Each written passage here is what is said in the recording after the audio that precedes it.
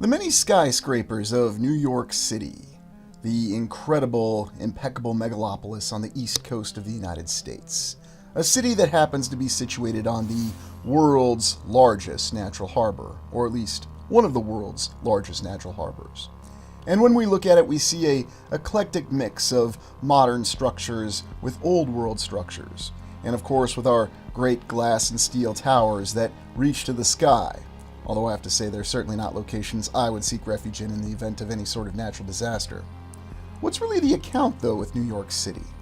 Why is it this impressive megalopolis of 8 million people with 5 distinct boroughs grew up in a very short amount of time? What's its significance for understanding the old world and the principles of the theories with the concept of Tartaria and the civilization that preceded ours? How is it that New York City is a nexus point? Why do we have so many different incredible structures? And everyone who resides in New York City or visits always comes across the sign that you are no doubt entering a true land of liberty. And make no mistakes about it, this is a land of liberty. Join me as we explore New York City, Reset Center 1.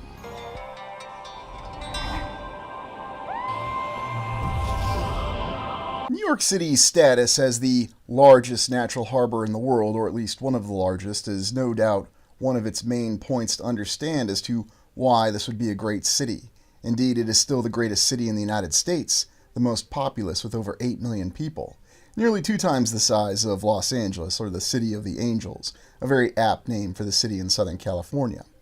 But how exactly did this come to be? Most people think of Manhattan when they think of New York City, although there are 5 distinct boroughs: Manhattan, Queens, Brooklyn, the Bronx, and of course the often forgotten Staten Island.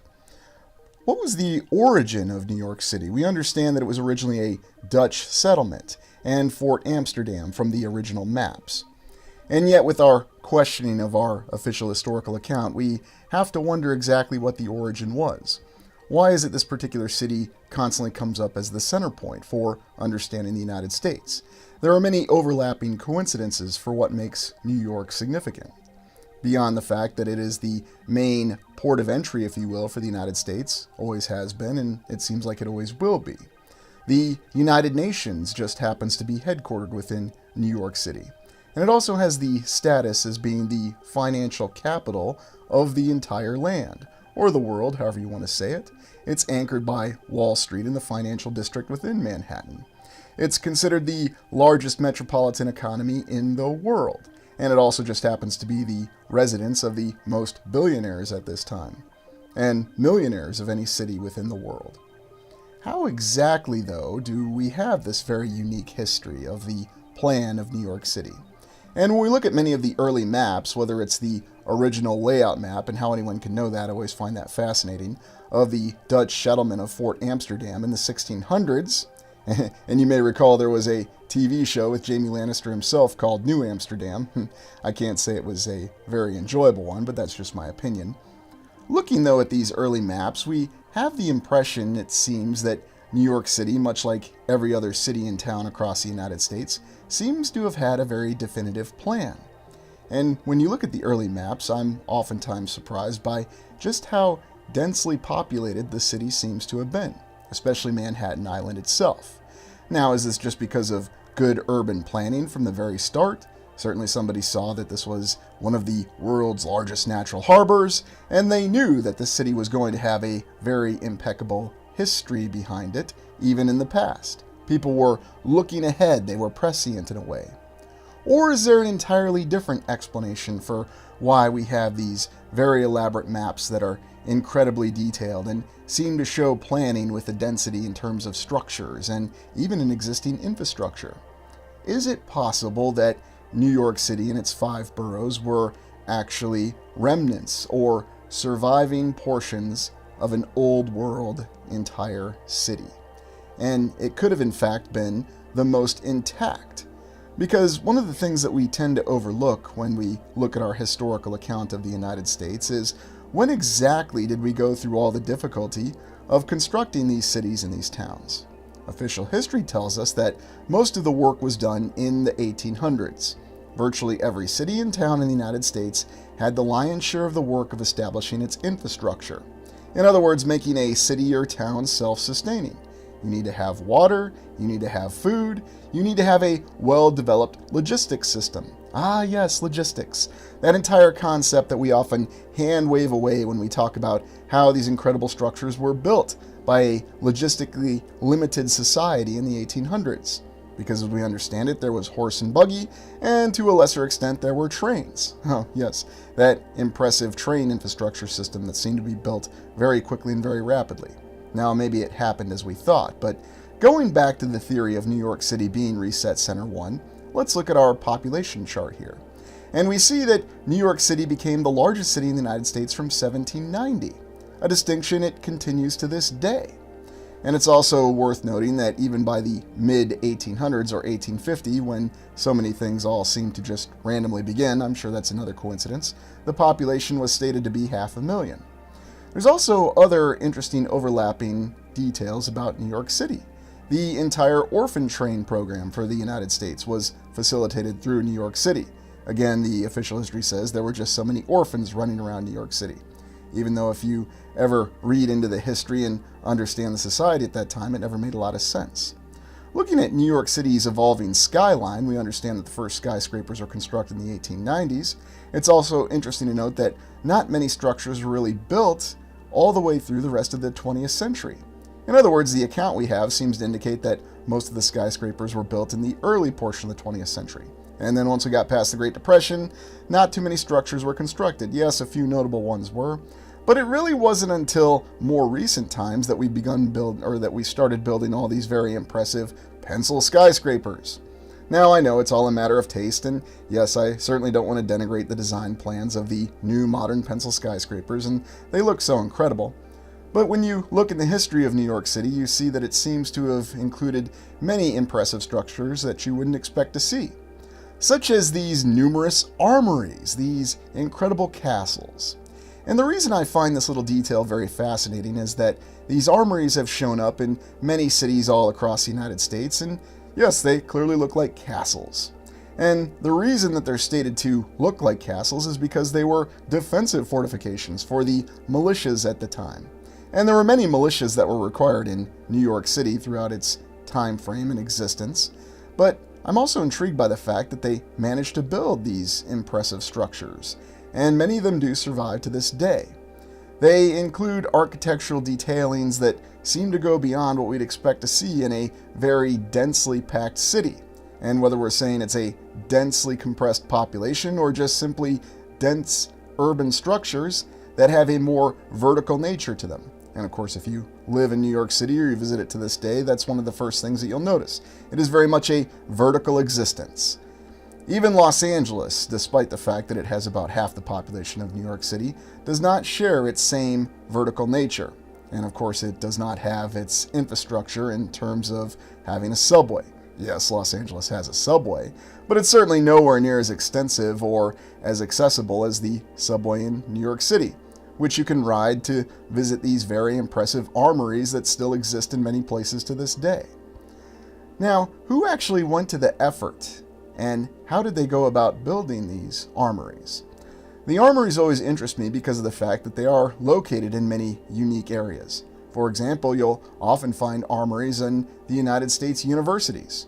For example, the armory at Iowa State University in Ames, Iowa. It's where their basketball team used to play their basketball games, and the building still exists to this day. You even remember the example at The Ohio State University with their impressive castle armory. And yet there are many castle armories, such as this one in New York City. Look at that nice M60 main battle tank out in front of it. Isn't that just a wonderful overlapping of history right there? But it really gives you the impression that there had to be something more than what we understand with the official history of New York City. Why are there all these castles? Why would anybody go to the trouble of building these castles that seem to be right in the middle of the city? If the desire was to defend the city, wouldn't you want to build the castles at least on the perimeter of the city? Oh no, we're going to build it right in the middle of the city. And of course you can try to explain it by saying, well, it was during the time of expansion. But yet we look at the earlier maps and the earlier plans, and it gives us the impression that this was already a built-out city, just looking at Manhattan Island, to say nothing of the other 4 boroughs. So what's really the history behind it? Why is it that we have these impressive towers with these very unique parapets where if one were so inclined, you could film your next Deathstalker movie and show the final duel between Deathstalker and Troxardus, such as on that tower there. Who exactly would go about building a tower like that just for an armory in the middle of the city anyway? Trying to consider all military applications for it doesn't make a lot of sense. Some of the interior images that we have of these armories are no less impressive. They show very large formation areas that have seats around them, so I guess people could watch the formations and the parades indoors. Imagine that. Well, I guess you always have your inclement weather plan available if you're going to do your final pass and review parade, if you are indeed a military formation. But there always seems to be a different number of explanations for how these structures could have been used, as though they could have had a variety of different purposes. Could this have once been a hangar of some sort? It almost looks like it was supposed to be a hangar, but maybe that's just my imagination running wild with me. And yet you'll see that same detail that's reflected in many of these armories, as though they were very ubiquitous, all over the city, and I'm just going to come out and say it, I have a theory that perhaps these armories were actually there, and older structures that were repurposed to be used by the new force that was occupying the city. And of course, we always have that same terminology, occupy this, occupy that. But if you think about this, whether you want to think of this as an early colonization, I always found it intriguing that the Dutch, despite the fact that they discovered and built the first Fort Amsterdam, just decided to leave what is the greatest or one of the greatest natural harbors in the world. Well, I'm sure there's economic reasons behind it. That's always intriguing when you try to overlay all the economic mentality that comes around New York City to this day. You have the New York Stock Exchange, you have the NASDAQ, and everyone realizes that all the greatest financial transactions of the land occur in New York City. Officially, it's also one of the most international cities in the land, where you have 800 of the 7,000 to 9,000 languages in the land, depending on which sources you consult, spoken in one single city. And so its more international character is something that if you don't live in New York City, you don't interact with every day. And yet it's very much there. Deconflicted with the fact that we have all these armories. And so these details alone give us the impression that there is a lot to this theory that this really was Reset Center 1. That New York City, its entire infrastructure, and whatever name it originally had, and that's certainly not relevant now, were actually a series of surviving structures with the supporting infrastructure from before the last reset. Therefore, it was very, very easy to reestablish a civilization in this area where it was already existing, that already had the infrastructure that was capable of sustaining the population. And when you look at the fact that there were many different orphanages, asylums, all the institutions and structures that were required to support this mentality or this process of conflict, assimilation, indoctrination, the same process that we've seen repeated throughout all of our explorations. For example, look at this particular asylum, this octagonal building with its very impressive dome. How exactly could anyone actually explain or justify constructing a structure as elaborate and detailed as this, just for the sole purpose of being any sort of asylum? And of course, our official history tells us that asylums had a multitude of purposes in the 1800s. Yes, of course, we're well aware of how they were designated for the mentally ill at the time, but when you look at all the reasons, the official reasons for why one could be admitted to an asylum, it varies from everything of spousal difficulties to someone just simply not liking you, or maybe somebody just wants to get you out of the way and they could send you to an asylum. And that's not me being facetious. You can actually look up the reasons for people being committed to asylums, and you'll see that it includes everything. I wonder if there was a reason that said, conduct unbecoming a citizen of the United States. You know, that's kind of the catch-all that they have. And strangely enough, it survives in the parlance of the Uniform Code of Military Justice for the United States military. But looking at this particular octagonal asylum, why would anyone design an asylum with very windy staircases? And it even includes impressive columns. This is the prime example that we have of a structure that was apparently built for the purpose of housing people who had challenges with fitting in with society, people who we understand to be aberrations in terms of conforming to the rules of society.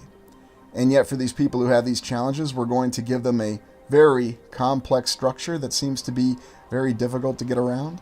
And I know the explanation will be, there were simply no safety standards. Nobody was thinking about safety. Safety is the answer to everything in our modern society and our civilization.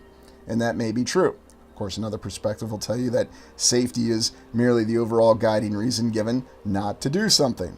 Not to do really anything, because, it might be unsafe for me to even get out of my bed in the morning. Of course, you're not living your life, but, we don't need to have that discussion. But looking at these columns and these elaborate staircases and every bit of decoration, you really have to question what the original intention and purpose of this very elaborate structure originally was. And one of the surviving asylums, as it still stands to this day, it stands out in a way that really causes us to question the actual existence of this previous civilization. Because how could you really defend this during this time when you have a new nation, a new state, and what we're informed is a rapidly expanding city? It seemed to be, though, that New York City was designated from the very start of the United States to be the primary nexus point of the nation. And you could even argue that it's the primary nexus point of the entire world. The financial system is here. And whether we want to say that the financial system is merely an implement of control or it's just the means of facilitating our current civilization, was it different in previous civilizations? We really don't know. Official history tells us that there's always been money, and even before money there was the barter system, and there's really no other way to think about things. That may be true, or that might be highly questionable. But we can certainly see in the remnants and the ruins of these structures that, once again, they've gone through a process of renovation. And so can we really take what we see at face value? It's one of the little details about New York City that I've always found most interesting about it, whatever I've visited in person, is actually trying, especially since I have the eyes that I have now, to deconflict what you see with the more modern structures and the legitimate old world structures.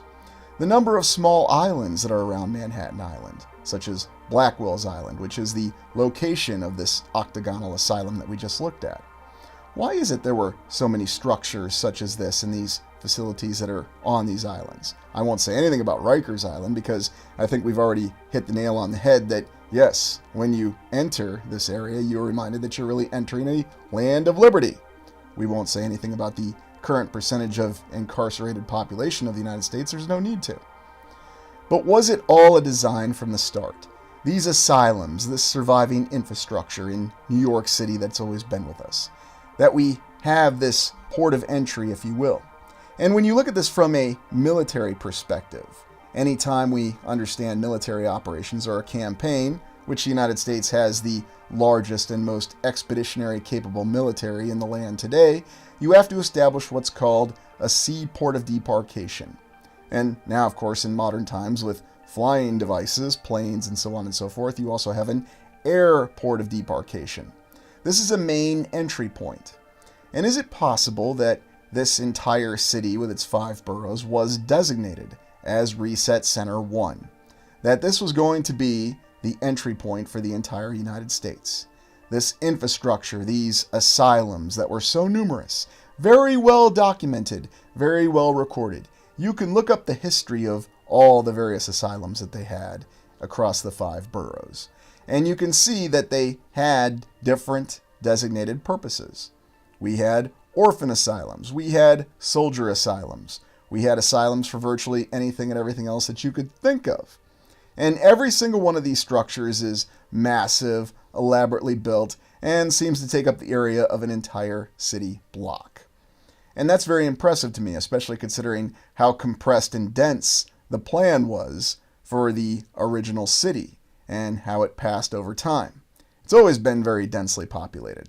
Of course, if you just go outside of New York City, you'll find that you have open land as far as the eye can see.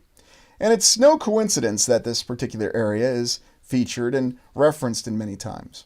I think of the movie Failsafe, where the accidental nuclear bombing of Moscow, and then in the plot of the movie, the president doesn't offer up Washington, D.C. to sacrifice, he offers up New York City, because it's the economic powerhouse of the United States. You would think it would be a national capital for a national capital. There's all the images that we have and the references of the entire orphan system, and I think about the orphan trains that originated from the city and its major port. It does make sense from that perspective, and it does support the official history. Yet when you take it along with the immigration coming through New York City, and the fact that all the adults and all the children all started at this nexus point, it supports the theory that this really was Reset Center 1. That the surviving populations, whether they were processed or whatever actually happened after the conflict, were brought in through this area and then facilitated to repopulate other areas where they had found surviving infrastructure, surviving cities. The other interesting thing is just how elaborate the surviving infrastructure of this particular area is. Recall that the population went from 500,000 to 8 million in a very short amount of time. And there's always that incredible story we have of the immense population growth by percentage in the United States. 1,000% from 1800 to 1900.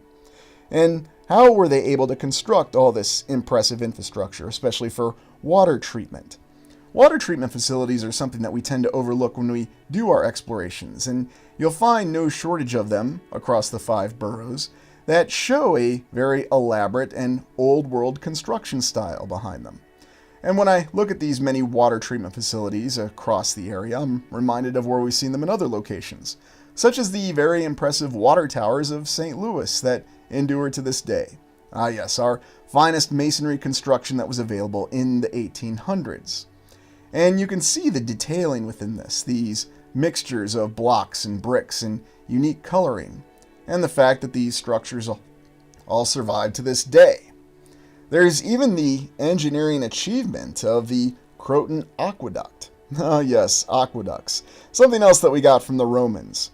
I always found it fascinating too that the Romans never actually went through any sort of industrial revolution, according to the official history, that they just had manual labor, and that's the answer for everything. Much like in the same way that we managed to pull off constructing all these impressive infrastructure establishments across not just New York, but the entire United States, was all done because we seemed to have infinite pools of labor. And it was easier because there were no safety standards.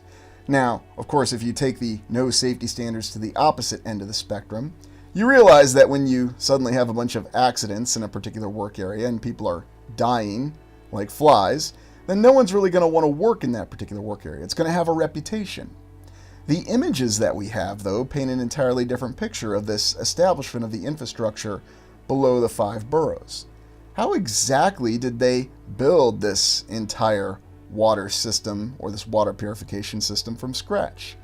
We're informed officially that having resources is something that we still struggle with to this day, even with all of our modern technology, our excavation systems, and of course the advent of the computer.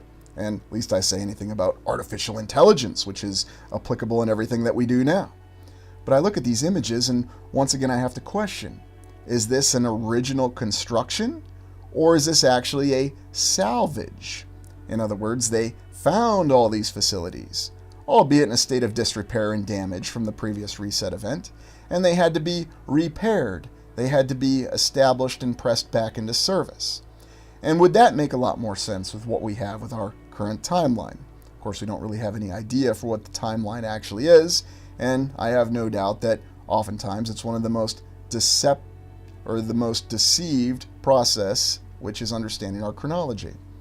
But you look at all the images, the actual photos, and the artwork of this impressive water treatment system that was required to care for this massive population. If you don't have water, then you can't have a city. It's relatively simple. I recall when I was still teaching medieval classes about how there were water carriers in the great cities of Europe. And I always found that very difficult to believe, even back then. Why would anybody lay out a city where you actually have to carry water miles just to provide people with water? It didn't really make a lot of sense. It's always very interesting to see these elaborate stones, these building blocks of these structures that are part of the water treatment system.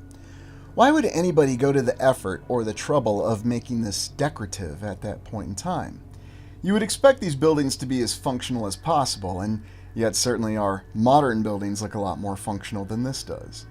I guess somebody was still so focused on artwork at the time that they decided to engage in this process that official history tells us is rustication, building a structure to automatically look old from the moment it was already constructed because it's more stylish. If you go around the entire 5 boroughs, you'll see signs of this water treatment system, this original aqueduct. And these stones are very, very impressive. Once again, I'm reminded of many other sites that we've seen across the land, such as the gigantic retaining wall that we've explored in Dubuque, Iowa. A retaining wall that no one really seems to know who originally constructed, and one that we certainly can't replicate today, or at least it would be prohibitively expensive. It's not because we can't do it, it's just because we lack the desire to do it, because, we have to minimize costs everywhere that we can. That is the end result of capitalism. But looking at these older water treatment plants and these centers for how this was carried out, we see signs of a much more advanced technology, a much greater capability. Certainly this is not a structure you would expect to see from the 1800s, designed to facilitate and treat water for the entire population of the city. And yet we have numerous images, numerous references to this very impressive system. And of course all we have for the design is just, once again, a single perspective design. Now, it's not to say that there aren't other examples of it, potentially hiding in someone's basement or maybe even in someone's toilet, much like Urbano Monte's world map that was found in a toilet, because, where else would you find such things? But how exactly do you reconcile this capability of even constructing a structure like this? Something that doesn't really look like any sort of water treatment facility, but something that others might reference as a temple or a tomb, especially when we're talking about older civilizations, because every single structure for older civilizations seems to be labeled a temple or a tomb. I mean, you could very much easily label this impressive water treatment structure in New York City a temple or a tomb. Now, I know you're saying, why aren't you referring to the official name of it? Well, sometimes I try to refrain from referring to official names. You look at the images that we have of the construction of this impressive water treatment system. And I also am reminded of the underground system for the subway that was constructed in New York City. What kind of effort did this take? Once again, the official history tells us that the city was already there, but they had to dig out in between the streets to establish the subway. And no doubt in this image you see that they had to dig out and lay these gigantic pipes, these incredible systems with tremendous diameter to where you could fit several individuals shoulder to shoulder for this photo. How difficult would that have really been? And why isn't anybody doing that to this day? For that matter, why aren't we building water treatment structures like this today? Well, of course the answer will be it's not practicable. There's no real reason to do it. Why do we need to decorate it? And why do we want to bother making rusticated stone so it already looks old once we've constructed it? We can just easily build a very effective water treatment facility and not make it a castle-like structure. It only makes sense. It's very well documented that people might have had some strange pursuits in the past, and they might have put a little too much emphasis on artistry. Therefore, there's no need for any sort of creative structural designs to this day. But when you recall looking at our explorations of Niagara Falls and the surrounding area, we see the same thing. Think about what this effort really took. All of this dirt had to be excavated and removed. And every single one of these blocks or bricks or whatever the original construction materials were had to be placed in a very precise manner. There's also the fact that every single one of these details that we see are surviving to this day. In other words, this impressive infrastructure was built to last. Certainly not something that we have attributed to our current civilization. Now, maybe you think the container revival style is going to last a long time, and you know what, I could probably make the argument that yes, it will. If you buy a container revival style house, it's going to last longer than your modern siding houses that you'll see in the numerous subdivisions. Yes, the subdivisions, the only thing that we seem to construct to these days, but that's because it's more economically viable. Think about this particular image, for example. What kind of effort actually went into digging this out? And how was it done in the distant past? Where did all these materials come from, and how are they brought in, overcoming the logistical challenges? Or is it more possible that all of this had already been established by a previous civilization, and it simply needed to be cleaned up and repurposed? I always found this diagram very intriguing of an aqueduct from the times of Rome. Yet somehow it looks a little bit more advanced and almost seems to be indicating an entirely different design. I know it's just a drawing and anybody could do a drawing, but something about it does seem to be a little bit more advanced and a little bit more impressive than we'd expect of what the Roman capabilities were at the time. And remember, the Romans never actually went through an industrial revolution of any sort, but they did somehow manage to contrive a concrete that is vastly superior to any of the concretes or cements that we officially have available to this day, or even in the recent past. The Reservoir of Manhattan, the waterworks. And here in this image from the very early 1800s, you can see that apparently we had the inclination to impose artistic stylings on our waterworks because, well, why wouldn't you build a great statue of Poseidon?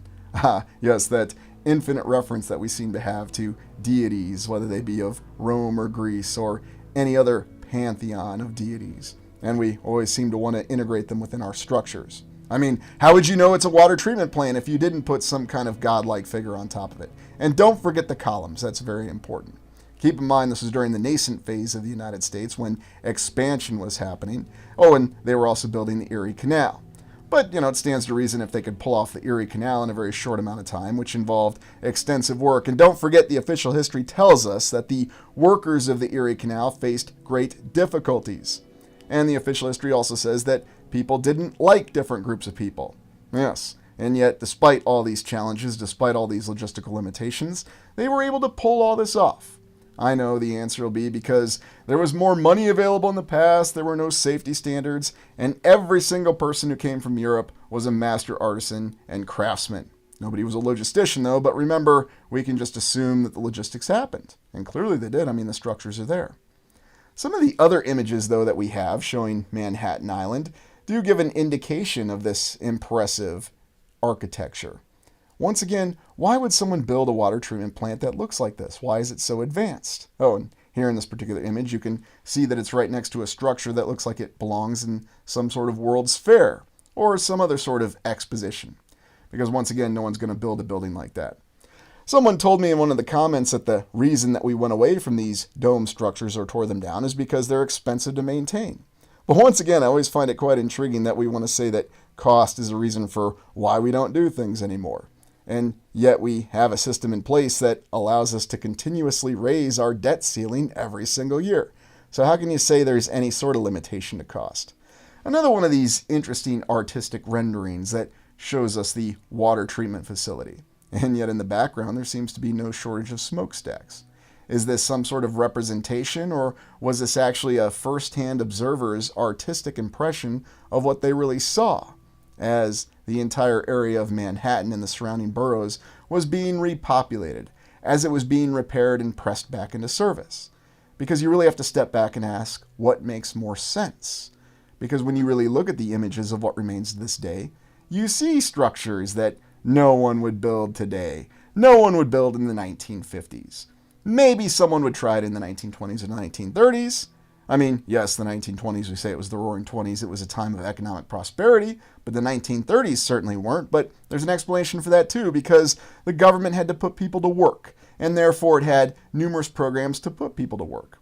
But that's really the last time, at least in the United States, that you'll see any sort of reference to structures like this with what we're informed as masonry construction being built at a large level and across the entire land in many simultaneous projects at the same time. How much effort did this really take if this was done the way that we were told historically, where the city was already established? All the blocks were already planned out. There were people already living amongst this area when they had to dig out and establish this water treatment system, or to say nothing of the subway. And no, it's not just on the East Coast. You may recall our recent exploration when we looked at Omaha, and we saw that they inform us that they actually dug out the streets of Omaha. Well, people were living there, so they could level the grounds, so they could establish a sewage system, because apparently they didn't have one before. Very, very intriguing with all these conflicting accounts that we have. And today we're going to explore the fate of the world, or what it may potentially be. And I'd like to extend a greeting to all viewers, prime explorers, and all others joining us. All are welcome here. And really the purpose of this exploration is to try to get an idea of what the fate of the world may be. Now, little caveat or note before we dive into it, this is completely a theoretical exploration. I know we're not going to get any hard facts out of this, so you might ask the question, well, why do we bother doing it? Because it's important to consider what our hard facts might be and where we are. And what I wanted to start with for our first topic is the Battle of Ventry. Now, for those of you who don't know, what is the Battle of Ventry? Officially, it is a mythical battle that occurred sometime in the distant past. It is not a historically documented or acknowledged battle. It's from Irish folklore, Irish myth. And yet, for some reason, despite the fact that this is not a historical event, it's myth that seems to be on the verge of being lost. There's a few different versions of it. There's some surviving poems that go back 150, 200 years. There's probably about 4 distinct versions. We've discussed this battle a couple times on the channel, most notably in the King of the World exploration, where we were trying to ascertain if there was actually a king of the world in the past. And that's actually the entire plot behind the myth, the folklore, the story, the Battle of Ventry. And one of the intriguing things about it is, much like with the Roman battles that were informed are historical and are historically acknowledged events and very quote unquote well documented, we do have a lot of similar old Middle Ages or medieval paintings, however you want to ascribe them, that apparently depict the Battle of Ventry. Very strange. Now, is it possible that these paintings were done in the 1800s and the early 1900s and then attributed to that time frame? Yes, anything is possible. But when you look at a painting like this is depicting the aftermath of the Battle of Ventry. And if you're not familiar with it, the fauna, the warrior band of Ireland or Hibernia or whatever we're referring to it today, there's many different names for it, stood up to the forces of the King of the World. Basically, it wasn't even a unified Ireland fending off the rest of the world, because when they say King of the World in the myth, they mean King of the World. Now, what exactly do you think when you see an image like this? Have you seen other paintings like this that are attributed from the medieval time frame, the Middle Ages, the Renaissance, whatever we're calling it today, basically any time from 1100 to 1700, just a short 600-year time frame? What are your feelings when you see paintings like this? Are these really historically accurate paintings, whether they're showing events that are historically documented, like name any Roman battle, the Battle of Zama perhaps, or any one of the great battles of the Roman Civil War, or something from Irish myth? Is there a similar tone to a lot of these paintings? Because I think it's important to have an understanding in terms of what we're being shown and why. What I find so interesting about the Battle of Ventry is the fact that it is an event that seems to be something that people are not encouraged to discuss. Now, maybe you could say that's just because of a series of events, that's because of the usual difficulty in national and ethnic relations, and so on and so forth. Yes, perhaps. But nobody has any sort of feelings about this with Greek myth, and you can make all the terrible or decent movies about Greek myth that you want to until you're blue in the face. RB.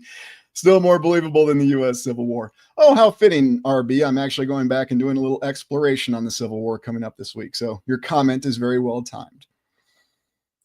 Eric the Red, more info than a photo. Yes, there is a lot of detail in this particular painting, isn't there? And let's just take a look. And I'm going to remove the banner just so we can scan over it and you can look at some of the details. Now, what we understand is that the battle was virtually a loss for both sides. Yes, according to the myth, Ireland was saved from being conquered by the King of the World, Daredon, or however the name was actually pronounced, whoever the King of the World really was. But the Irish warriors that stood against Daredon, the Fianna, were completely destroyed as a fighting force. That's what the myth says. And there was a terrible lamenting.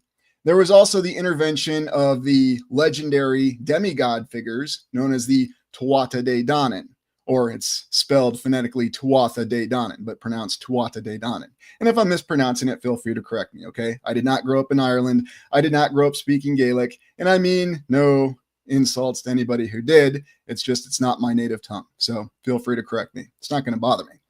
But yes, you do see a lot of details in these images and in these kind of paintings.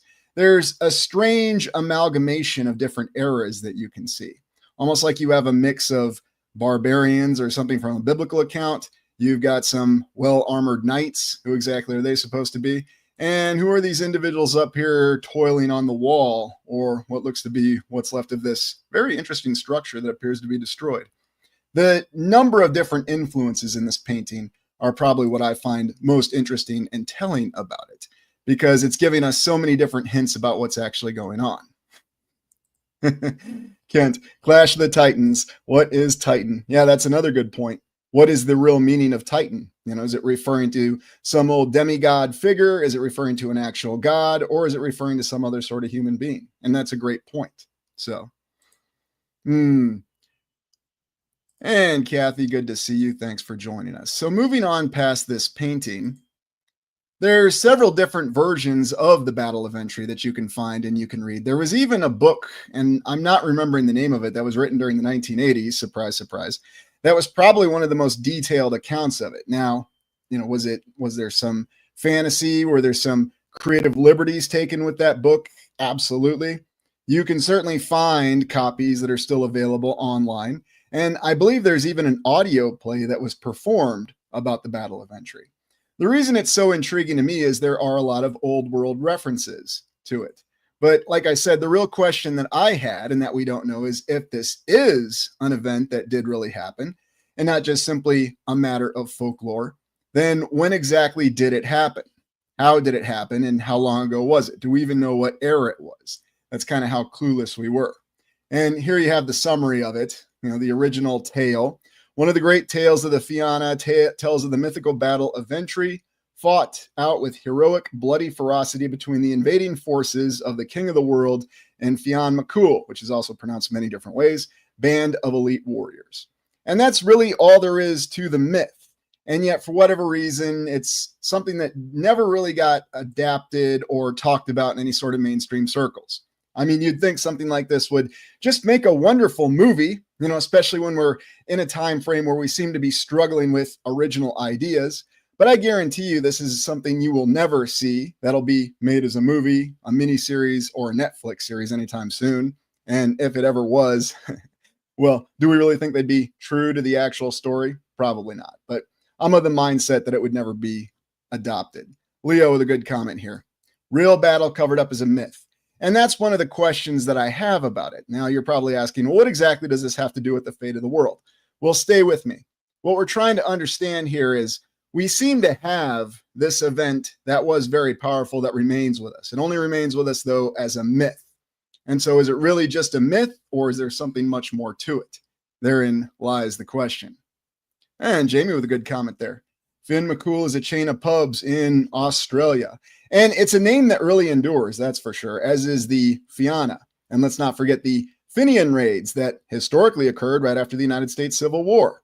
Now, it's not really taught in United States history. It's, an event the United States is embarrassed about. So they don't really talk about it. But in Canada, it's still remembered a little bit more because they fended off the Fenian raids. So the story goes. But that's an exploration for another time. It appears all myth are based in facts, says Brian, and I think there's a lot of legitimacy to that statement. There's something that they're all based in. And so with this event, we have a lot of different intriguing artwork, and actually looking at Irish myth, you have all sorts of unique references. Unique references to entirely different beings of people.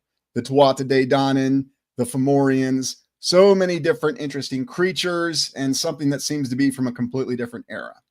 And I don't know, in full disclosure, when this battle actually occurred. Hey, Matt, thanks for joining us, and welcome as a new member. I don't know when this battle actually occurred or if it occurred, but I'm of the mindset that it wouldn't have been recorded or remembered in folklore if something didn't happen. And there is evidence. You can go to Ventry Beach in Ireland to this day, Western Ireland, and you can even still explore Skellig Michael, which even in the song by Clonid, it's in the lyrics, where the king of the world rested for a while. It sounds almost like it was some kind of incredible assault position for this massive army that was assembled from across the world to invade what was Ireland at the time. But I think it's safe to say that for whatever reason, it's not something that's supposed to be talked about. At least it's not encouraged to be talked about, and it's not encouraged to be remembered. Now, whatever the reasons, we could certainly argue about them, but I'm just referencing the fact that we have this battle and that we have a lot of different perceptions of it. What kind of technology did they have? Was this really just a battle with spears and shields? Was it like some kind of hoplite battle that we think of Greek battles? Or was it something a lot more advanced? Well, if you read the original poems and if you listen to some of the oral traditions that tell this battle, it kind of gives you the perception of many different concepts, that there was magic, weapons, high technology, weapons such as the disc armor that Ryger used in the old NES game. Yes, I'm actually going there. So here's the question. For all of you who have been with the channel for a while, and whether you haven't, and this is your first introduction to this, that's fine. Recall that we are in the contemporary era, the 5th era. The 4th era was the civilization that preceded ours that we respectfully refer to as Tartaria, but that's probably not what they originally called it. And by the way, that does actually follow the historical precedent that we have, where we have old empires that we don't even call by their name. For example, the Byzantine Empire. That's not what they tell us that the indigenous people called it, or the citizens of that empire called it, much like the Carolingian Empire, which was that Frankish Empire in what is today Germany and France. They didn't call it that either. So we assign modern names to old empires, so I figured let's just do it to civilizations, because we don't know what they called it. But what I want to ask you is, do you think that this Battle of Ventry occurred sometime in the early 4th era, or do you think it was so fantastic that it occurred in the 3rd era? And what are your thoughts? And no wrong answers, by all means. Just go ahead and volunteer whatever you got. Hey, Clara, good to see you. Thanks for joining us. So, that's a good point. What does your body's water memory tell or hint to you? Going off of more of an intuitive memory concept, or what they used to incorrectly refer to as collective conscience. Is there a collective conscience, or are we plugged into something else? I really don't know. Robert's going with the 3rd era. And you know what? I'll just tell you where my position is on this. I'd originally thought it was 3rd era. Then I refined it and thought it was a battle in the early 4th era. But now I think I'm more of the mindset that it is in the 3rd era, just because everything is so fantastic with it, and some of the accounts that we have of it barely being memory, there's really no way that it could be something that happened in the 4th era. And so even that becomes very, very difficult to understand something, whether it's myth or whether it really happened. And that's kind of the struggle that we deal with when we do these explorations. So, oh, there you go. Exactly what I feel is the best outcome. But if this is some epic struggle that occurred in the past, then why is it that we're not encouraged to talk about it? If it's just some folklore or mythical event that didn't really happen. And that seems to be what we have with a lot of the Irish myth that makes it so interesting. But whether the Fomorians, the king of the world, actually existed, is it referring to some event with the collapse of civilization?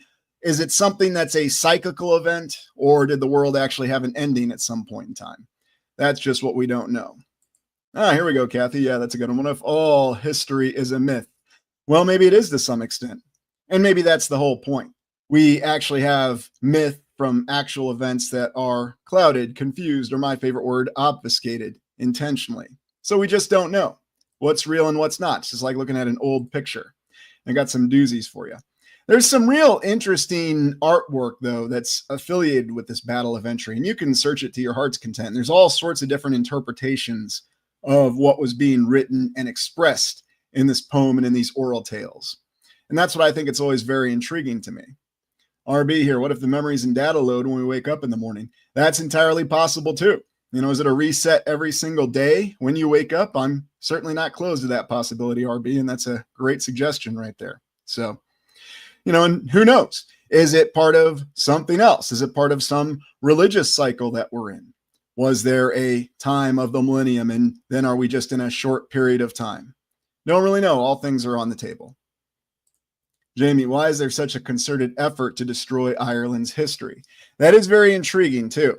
And that's something that really hasn't gone away. And now you can't even say that's due to foreign influences. And don't take my word for it. Actually, go to Ireland and talk to some of the people who live there and see what they tell you about what's happening. What are their thoughts on their own history and how their own independent government is addressing their history? Talk to them, see what they tell you. I can tell you I've talked to professors, and I did correspond with academics in Ireland back in the day. And yes, their perceptions at that time, this is probably about 20 years ago, so they weren't exactly pleased with the way the preservation of Irish history was going. Of course, you could say that for anybody anywhere. No one's really pleased with how the preservation of their history is going. And yet we've got people in the comments who are telling us history is so very important. Yes, the original conflicting account in the present. And Robert sums it up very nicely. A lot of people aren't very happy about it, and that's probably one of the best examples. And so it's just something that I wanted to call attention to because I think it is important to remember and understand. We have this whole concept of the Vikings, but how historically accurate is that? And you may recall a more contemporary show that I actually refer to, The Lost Kingdom with Uhtred, and the fact that he was actually deleted from history and his correspondence and alliance/contentious relationship with Alfred the Great, the King of the Saxons' last kingdom. Was a very well-written book. Was it history? Was it myth? Was it something in between? I don't know. How in the heck do we know what Vikings actually look like? And seriously, go back and watch one of those mini-series from the 1970s and see how they showed Vikings in the 1970s. And then go and watch movies in intervening decades. And then, of course, last decade when it seemed like, yes, we know what Vikings looked like. They shaved their heads. Oh, really? How exactly do we know what they shaved their heads? What did they actually look like? Who ever saw a Viking? Well, it's written, it's well documented. By who? How many translations? How did it go through different civilizations? If the Vikings were hated, then why were they remembered at all? All those kinds of questions. Maybe you think we have an accurate picture of them, but maybe we don't. Michael Blythe there. Yes. Well, you could really say that about any entertainment. And look, there's a catch-all. They're not saying it's for historical purposes, Michael. It's for entertainment purposes. I know what you're going to say. It's okay. So anyway, that's the whole concept, though, just looking at this one battle, this one event that officially is mythical, it's folklore, and yet there's a lot of detail to it. It's very well remembered. It also inspires a lot of creative integrity.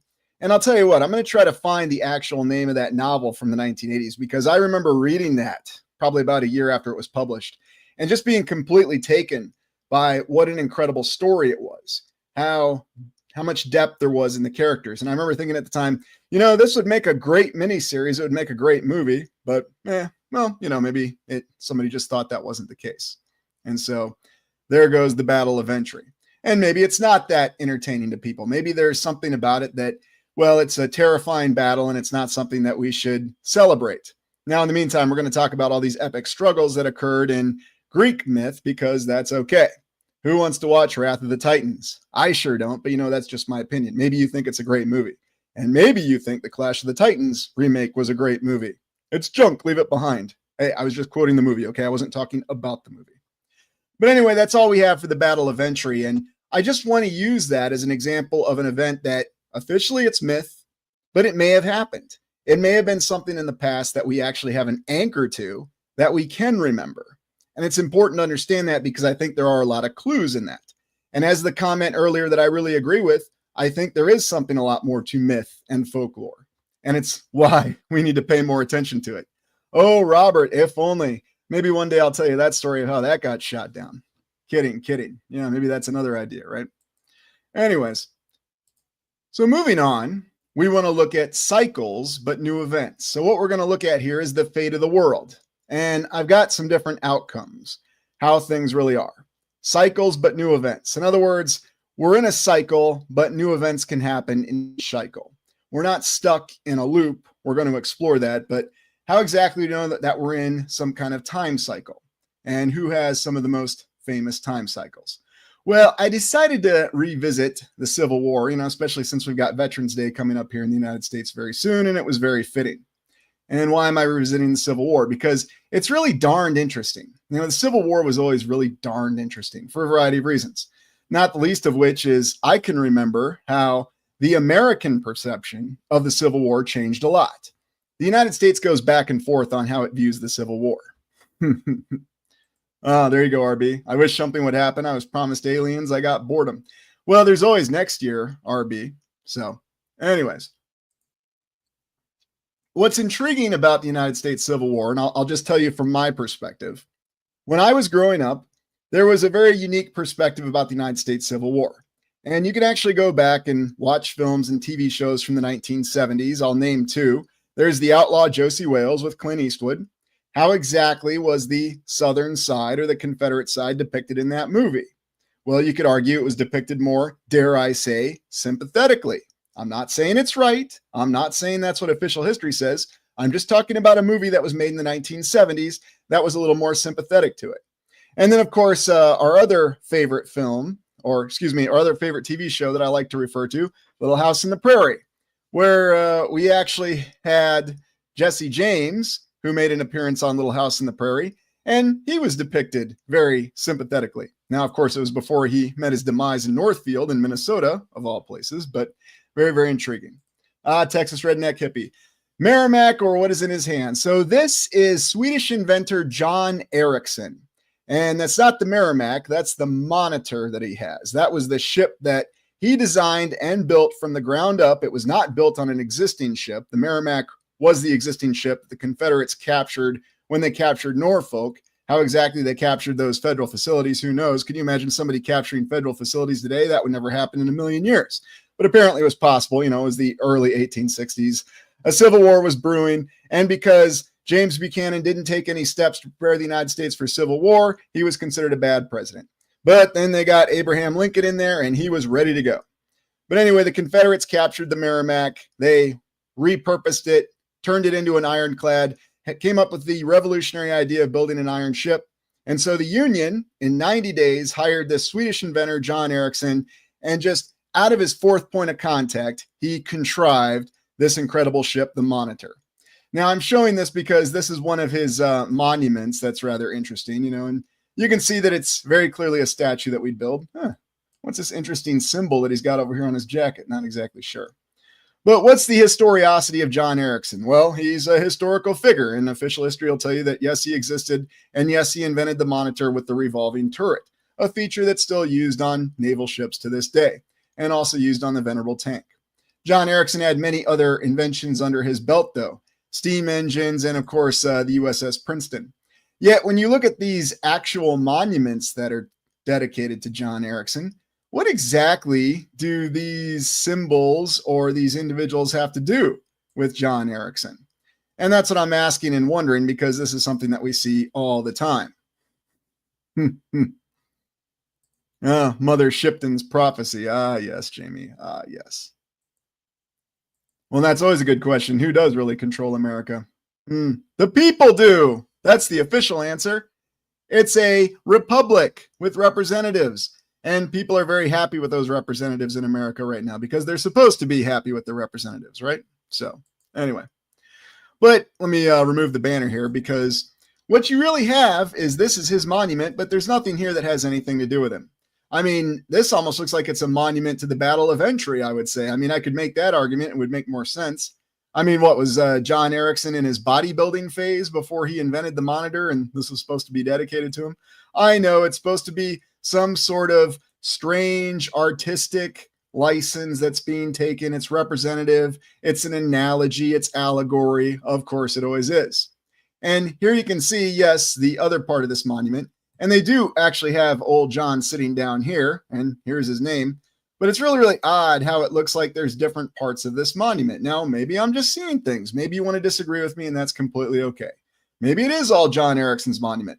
And we always liked doing these, how shall we say, very scantily clad figures that aren't really wearing a lot of clothing on all these Civil War monuments. Yes, of course, I'm referring to the Iowa Soldiers and Sailors Monument, where we have the, rather naked lady who represents Iowa.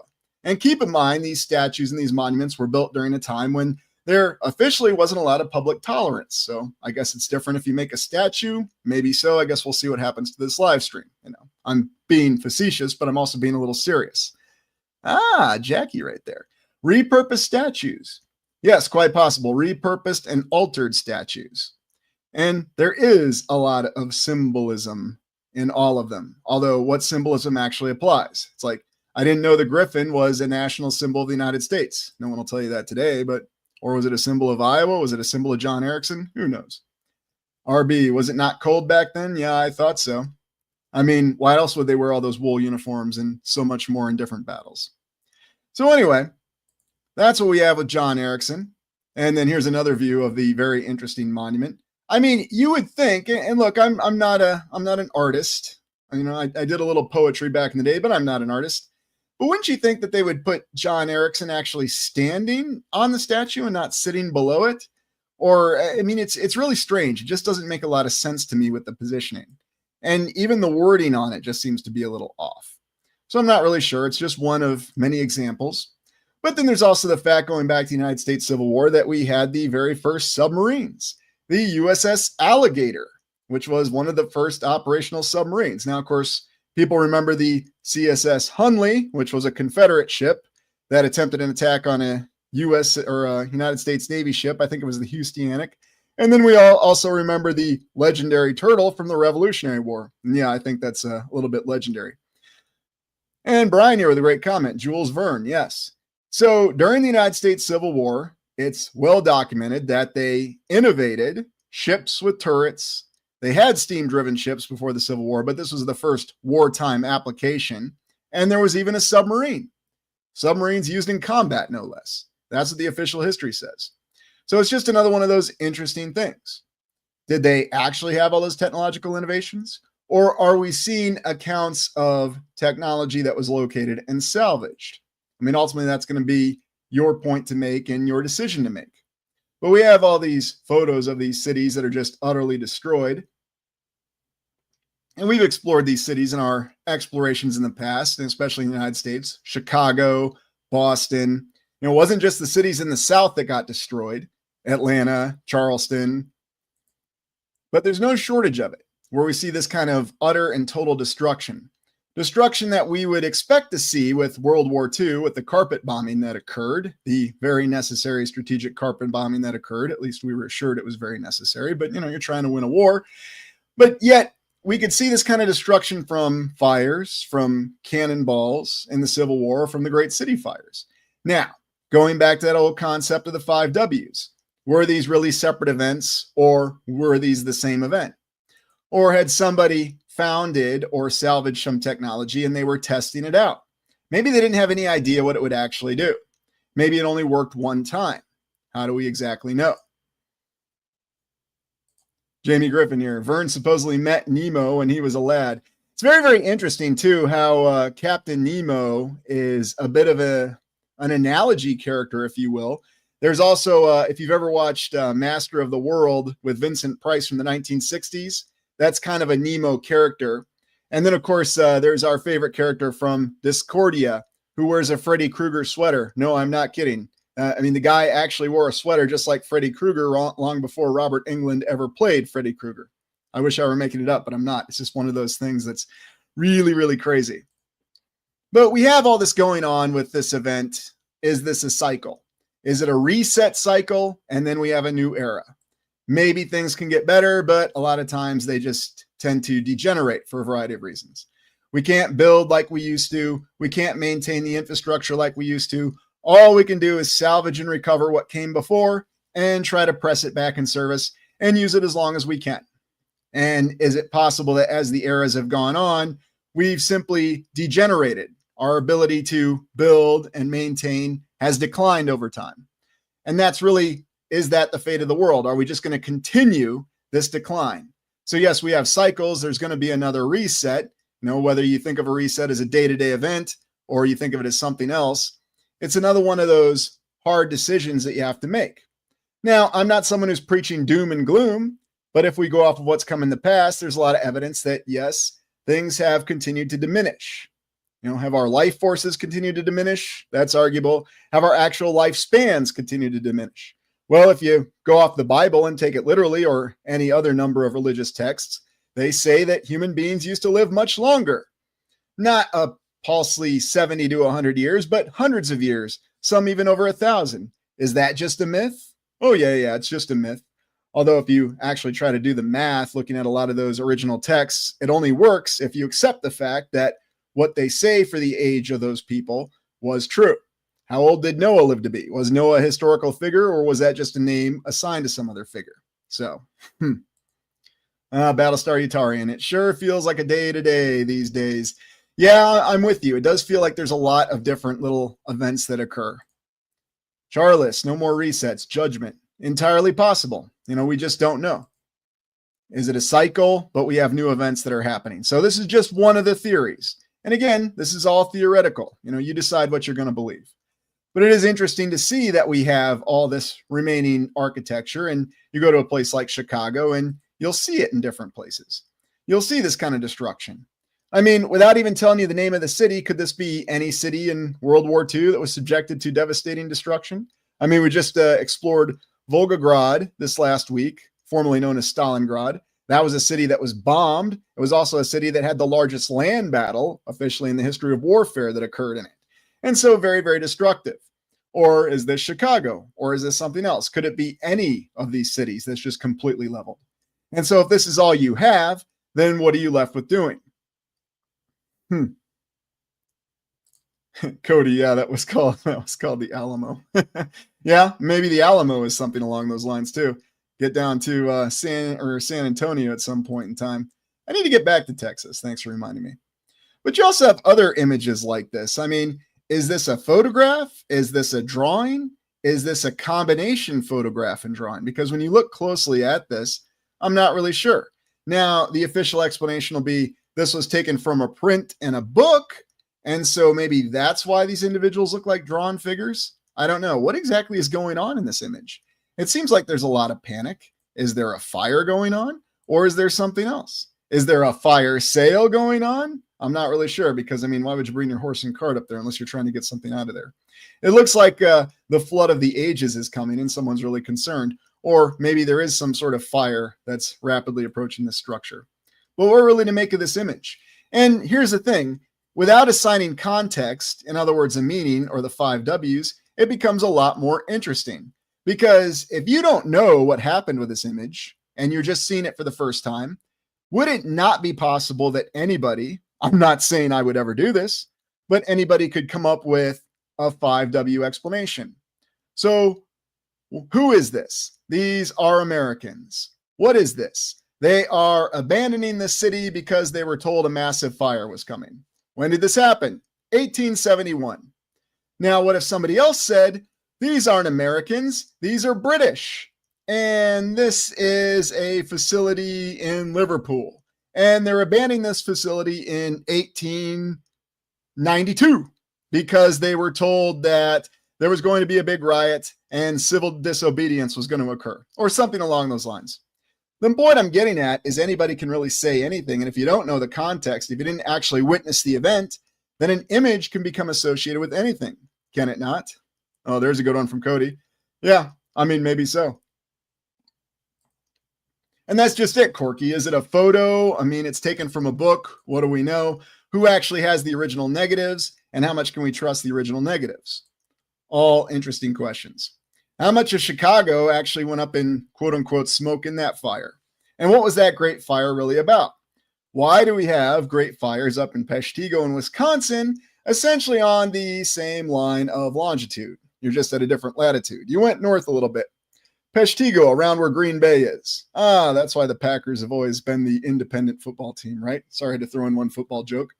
But this is supposedly an image that shows you the fire destruction that occurred in Chicago, the Great Fire.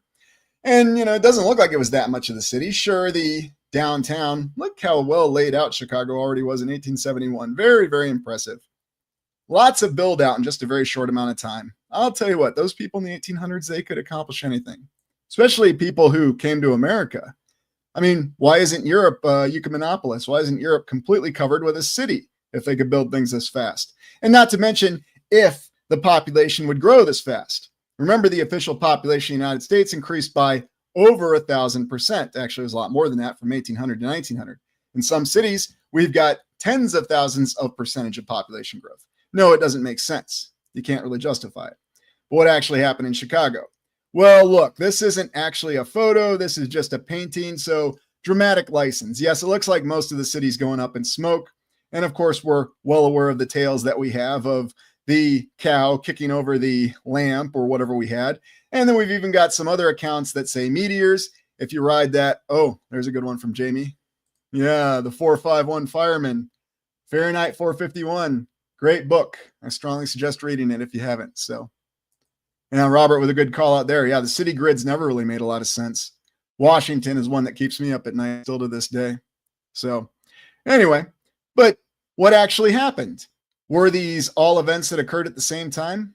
What exactly is this over here? Oh, very interesting. I guess it's a circular field near Chicago. It's not a missile silo, obviously. Oh, look at that. Oh no, the roundhouse is going up in smoke, or maybe it's going to survive. Yeah, we clearly have the roundhouse right there, right next to the river. I guess it makes perfect sense. Where's Jackson Park? I'm not really sure. But it's just another one of those paintings that causes you to question things. And there's all sorts of dramatic paintings of Chicago and many of the other cities and what actually happened. Were they different events that happened at different times, or were they showing the exact same event? And whether we're in Boston, yeah, I'll admit, I watched that movie The Departed recently, so it's still on my mind. But what are you going to do about it? Oh, there you go, Cody. Someone smoked a cigarette wrong. My favorite is, I think it was Tomlinson Hall in Indianapolis, where we had the pigeon that dropped the cigarette butt, and that's what sent Tomlinson Hall up in smoke. Yeah, a pigeon dropping a cigarette butt. Makes perfect sense, doesn't it? Yeah, Daryl, poor white city. I remember when they were going to do a television adaptation of Devil in the White City, but for some reason that didn't come to fruition. I can't imagine why. Thanks for making that comment. Yeah, I forgot about that. Anyways. But, you know, it's not just there. What about London? Well, the fire in London occurred in 1666, right? Did it? Maybe. And how much of London went up in smoke? And of course, we can trace the development of St. Paul. Hey, check out the bridge. Wow, castles on the bridge, lots of arches. How the heck did they get that up in 1666? I know it was in Europe. They had a lot of time. There were a lot of artisans and craftsmen. But, you know, if they could build a whole nation where no nation existed and numerous cities and populate it, then again, I'm asking, why the heck wasn't all of Europe covered in a continuous city? I mean, shouldn't have been, and covered in people. I know there was the bubonic plague. That's how we explain it. How did this fire start in London in 1666? I know, I watched that episode of Doctor Who, The Visitation. It was the pteroleptals. Yes, yes, yes. But on an honest note, though, are these separate events? I mean, what the heck? Oh, never mind. But it's still laid out like a bird's eye view map. And so all these different fires showing all this city destruction. Now, does anybody know what kind of cloud this is? There's a very definitive name for this kind of cloud. And I'm always about highlighting this because this sort of cloud is, well, let's just say it's made an appearance a couple times over the past couple years. Yeah, metaphorical. I do wonder about it, though. But has anybody seen this kind of cloud? Because it oftentimes gets mistaken for another kind of cloud. I'm not going to say which kind of cloud because, you know, it's not something I should probably be saying. I mean, you're smart people. You've seen it before. But does anybody know what the official name for this cloud is? Hey, Jackie. Welcome and thanks for joining in. Oh, it's definitely a fire, but there's a funky name for it. No, you're close. You're close. Technically, this is called a Pyrocumulus cloud. And there's a big how to do. Here's a better image of the Pyrocumulus cloud. There's a big how to do about how after, let me be very, very clear on this, and I'm not going to show the image. You can look it up on your own. But how after the atomic bomb was dropped on Hiroshima, the city was on fire and it produced a Pyrocumulus cloud. And there's a photo of it, taken from the air, of course. And that photo is not to be mistaken for the mushroom cloud of the atomic weapon that was used on it. So yes, there's obviously a little bit of confusion. I can't imagine why. But you see these pyrocumulus clouds when you have large fires that burn out of control. And yet they strangely look similar to another type of cloud. I'm sure that's just a coincidence, but it's another one of those fascinating things. Now just think. We do have these historical accounts of all these city fires. Now, granted, the historical account says that all the city fires occurred at different times. The Chicago fire didn't happen the same time as the Boston fire. It did happen the same time as the Peshtigo fire, but that was up in Wisconsin. You know, it wasn't a city fire. So different event, same event, I don't know. But interesting to think, if you had all of these cities on fire at the same time and vast portions of the land, then what kind of massive pyrocumulus clouds would you have had all over the land at the time? Was that reflecting something else? And that's what I've always really wondered about that. Is there a reason why these images have such a profound psychological effect on us? Why, when we see a quote unquote pyrocumulus cloud, it kind of taps that little bit of the fear response in the back of the mind? I'm not really sure. And yeah, here you can see exactly how a pyrocumulus cloud is formed. Smoke carried up into the stratosphere, hot air condenses and clouds form, superheated updrafts. by vast portions of the land, the city, whatever, being on fire. Yes, very well documented science right here. Kitsch, cumulus. And there's all kinds of interesting cloud effects, aren't there? Yeah, Michael says that very well. A primal fear. And it does really affect people. And if you want to see how fear can affect people, just go back and look at the fallout, you'll excuse the pun, to the British nuclear war the British nuclear war documentary film called Threads. And it's actually called Threads Fallout. You can watch it on YouTube. And pay attention to what the old Vice Air Marshal says. It's very, very interesting. I've alluded to it a couple times. It's obviously okay to talk about because it was a full documentary. So I can't imagine anybody being in trouble for it. But it's really interesting seeing how people were affected by the fear of what was shown in that movie. And then here's just another little bit of a diagram. These diagrams are very, very helpful, aren't they? Now, going back to something a little bit more down to earth. All over, we have the remnants of these incredible municipal buildings, these county courthouses. And this is one, of course, from the state that I do a lot of explorations in because it doesn't really make a lot of sense to me why they have so many incredible structures like this. And of course, it's in the state of Iowa. And why does Iowa interest me so much? Because there's actually a lot of hidden gems in Iowa. And we'll get to which county courthouse this is. This is the Davis County Courthouse in Bloomfield, Iowa, a very modest-sized town. And so at any point in its history, let's just go to today. It's 2025, and the town of Bloomfield, Iowa, in Davis County wants to build a new courthouse. Do you think anybody, anywhere in Iowa, could build a courthouse like this today? I always ask this question, and it's a very serious question. Because, yes, of course, this courthouse is dated to the distant past. We'll get to it in a second. But I'm just asking you, without any sort of preconceived notions, do you think anybody could build this courthouse today? Hey, Corky can build it. Awesome, Corky. Get us the plans and get it up. I want to have a courthouse in my backyard.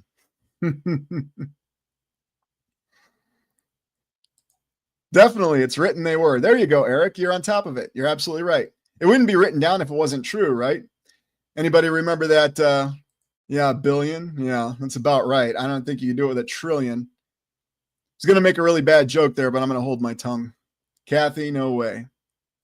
Michael says, yes, if you wrote it down, right? Maybe you think it can be done. Maybe you believe somewhere, some way, somebody could do it. But I will tell you, you're not going to see it anytime soon. Anyways. Oh, yeah, and of course, there's images of scaffolding around it because you know how it goes with these old world buildings. I mean, these old courthouses, they're just rickety buildings that they constantly have to do repair work to keep them afloat or keep them up. So the official account says. Now, let's look at our historical marker here. Or actually, before we do, I want to consider something else. So looking at the state of Iowa, does anybody know where the original capital, the state capital in Iowa was? And by the way, it wasn't a state capital, it was a territorial capital. You might be surprised. Yeah, well, you know, there's always renovations going on, Michael. So, yeah, renovation equals destruction. Or it even, I could dare say, it equals concealment too, Jamie. But yeah, absolutely. We're not able to really see it. Anyway, a little peculiarity about Iowa.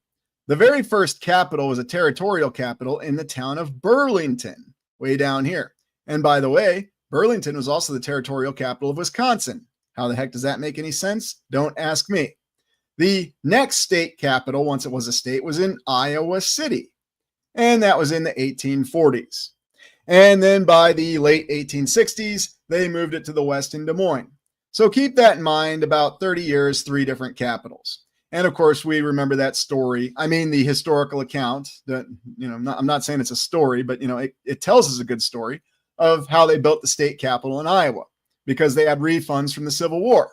How the hell they got refunds from the federal government, I don't know. Remember, there was no income tax. Yes, there was income tax during the Civil War, but then it was only for the more wealthy of citizens.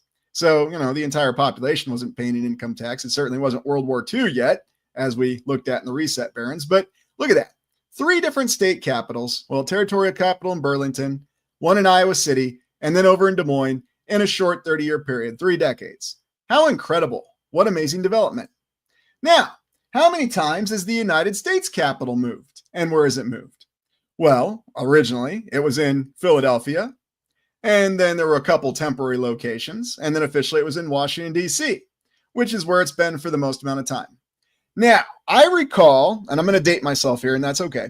During the Cold War, there was a lot of concern, okay, we're going off official history here, the official account, that the Soviet Union, with their nuclear submarines, boomers as they called them, could launch intercontinental ballistic missiles, or they could launch submersible launch ballistic missiles, SLBMs, what we call the Polaris from the U.S. boomers, that they could strike Washington, D.C., and they'd only have about 6 minutes from launch to detonation, maybe even less.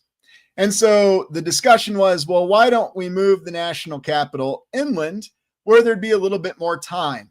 Maybe, I don't know, somewhere like Nebraska, Kansas. Yeah, could you imagine moving the national capital there, like Omaha? Coincidentally, the Strategic Air Command base off it is near Omaha, but they never moved the national capital. All I'm getting at here is that the state of Iowa moved its state capital 3 times in 30 years. How many times has the United States moved its national capital in going on 250 years? It's just a consideration. That's all I'm saying. I mean, why didn't they move the capital? For that fact, why didn't they build another capital city out of Hyde? Oh, no. We built Washington out of nothing. We did it when the nation was new, when we didn't really have a lot of money, officially. And by the way, this was the 1800s. And even though we were under a capitalist economy then, officially, we didn't have the ability to, how shall we say, go into great debt to achieve these projects. That wasn't an innovation until the 1900s, again, according to official history. It's just one of those things I found very, very fascinating. Well, I mean, why would you want to move the capital from Washington, D.C.? It's very, very beautiful. The National Mall is there. Who in their right mind would want to move it? It's tradition. I mean, you can justify the movement of the state capital of Iowa because, well, it was a new state. No one has really settled on it being anywhere. Anyway, going back to the War of 1812, another one of those interesting conflicts, recall that Washington, D.C. was burned by the British. Keep in mind that many Americans felt that the United States won that war. It was a perception. It was technically a draw because of the Great Battle of New Orleans that Andrew Jackson won against the British, a battle that occurred after the Treaty of Ghent was signed, so called to the official history. But a very, very interesting conflict, one in which there was a lot of, how shall we say, incompetence, especially on the side of the United States military. Even though, according to official history, the United States had already participated in the Northwest Indian War, occurred 1791 to 1794, and had learned that they needed a regular army. Then I guess they forgot that lesson because then they didn't have a regular army to invade Canada. And that's why they never really successfully invaded Canada. They were repulsed numerous times. There was a raid that burned York, and that's where they killed Tecumseh. But that was what the raid on Washington, D.C. was in response to, apparently. Really strange conflict, the War of 1812.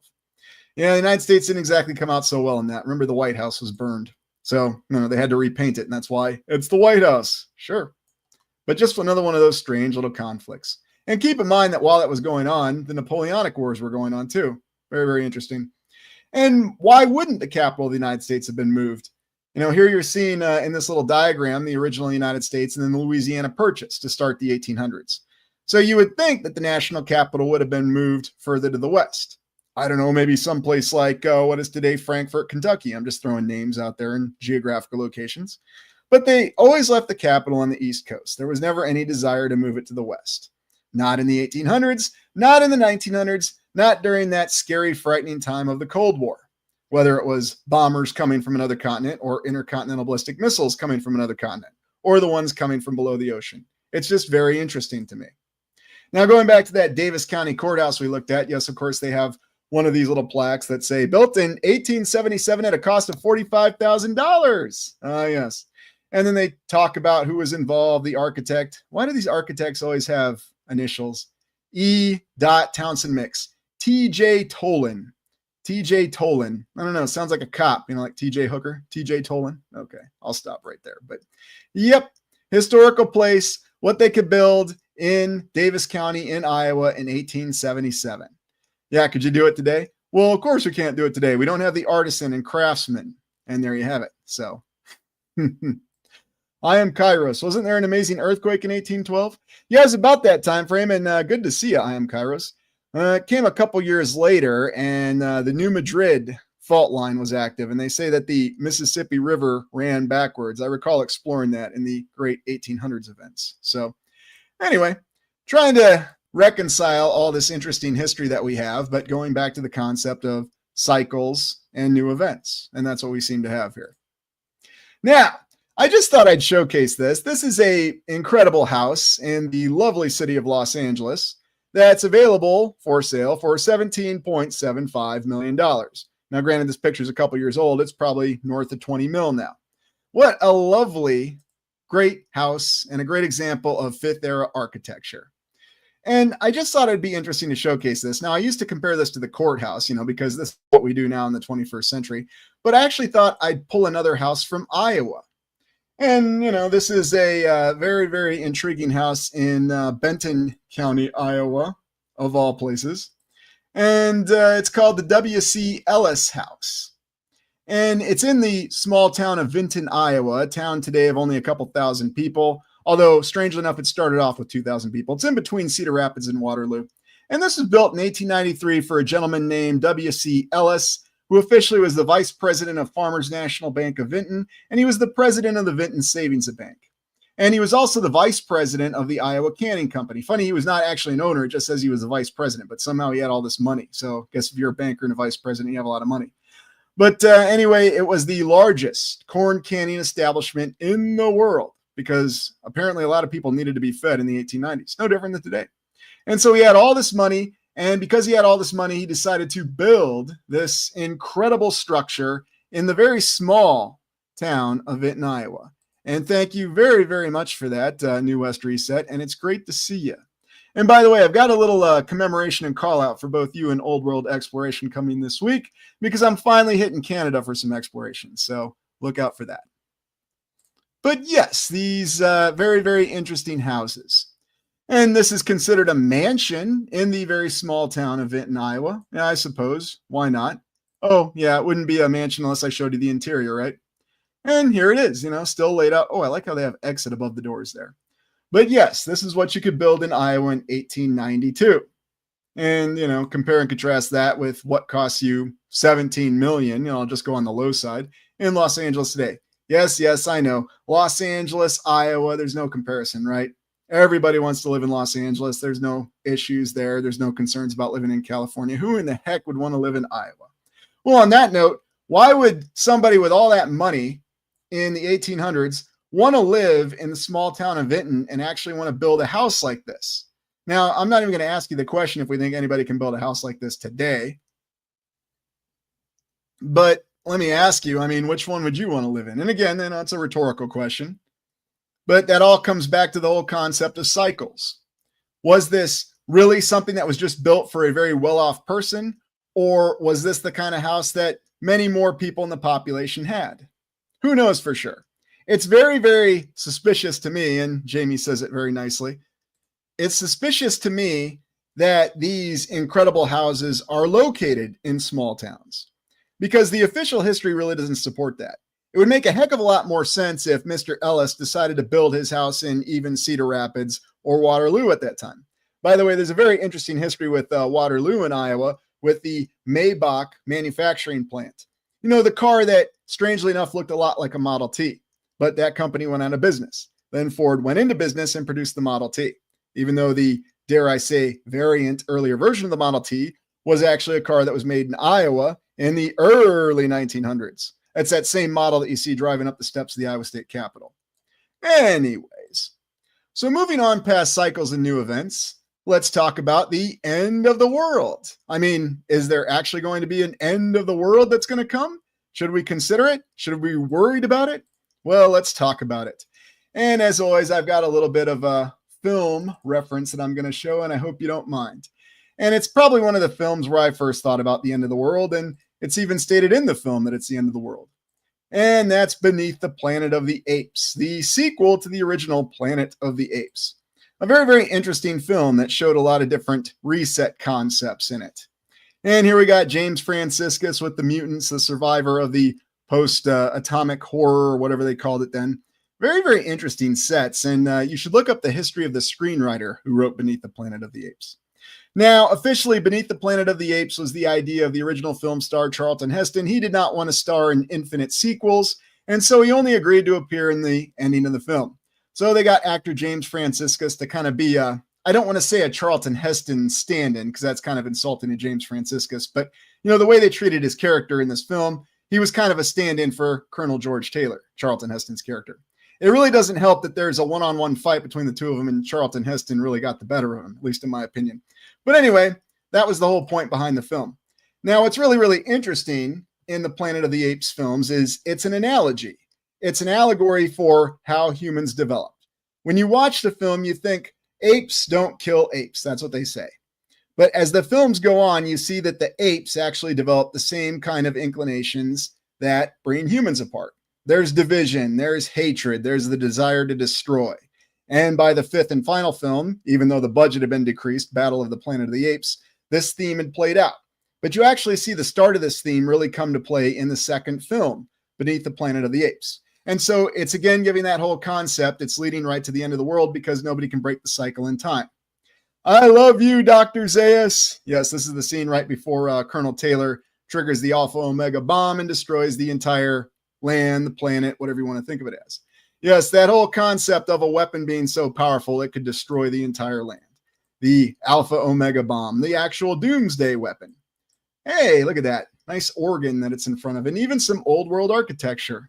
I can think of some other former explorers who were a little bit fooled by that and thought, well, that's really the sign that there was no previous advanced civilization because, I just saw some footage in St. Patrick's and it convinced me it didn't really happen.